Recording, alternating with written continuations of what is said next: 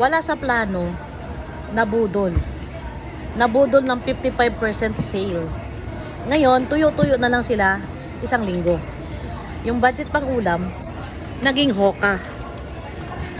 Guys, 55% sale. Nabudol ako. Guys, ko walang nambudol sa kanya, guys. Nagsukat-sukat talaga siya in her own decision. Wala nang budol sa'yo. Walang nambudol sa kanya, guys. Ang sabi ko, nabudol ako sa sale. Sabi ko sa'yo, tara na eh. Sinabi ko bang binudol nyo ako? Yan guys, sabi pinita na siyang gumising na madaling araw para tumakbo talaga. Yes. Kasi di daw siya tumatakbo talaga. Ang super mom nyo, di nalilipad, tatakbo na. Teka, nakalimutan ko na tuloy yung ano ko, pin ko.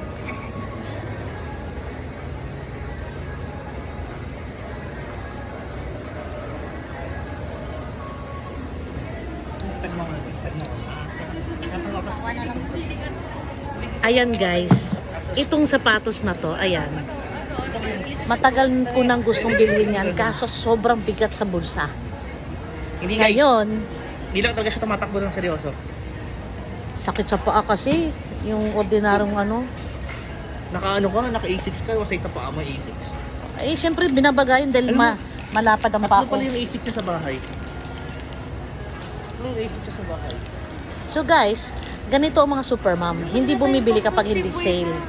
So ngayon, budget namin yung pagkain. Pagkain namin yan guys. Ngayon, magtuyo-tuyo sila guys. At saka bagoong-bagoong. So, alam niyo na, gulay-gulay lang tayo. 1 linggong gulay-gulay. Kasi yung SM Supermarket. Ah? Kasi yung pantali. Eh ano ngayon? Ah. Ganun kasi kuya. Ngayon guys, sabi ni cashier, Ma'am, 5 piso ang paper bag.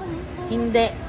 Eh dalawa, 10 piso, hindi. Pinaghanap mo na kasi kuya ng pares sa sapatos mo. Pinaghanap mo ng tali. Sabi ko tali, ayan o, naghihintay si ma'am. 5 piso, isang paper bag, mapupunit pa. Hindi, tali. Ngayon si kuya naghahanap ng tali. Ay. So, Sige.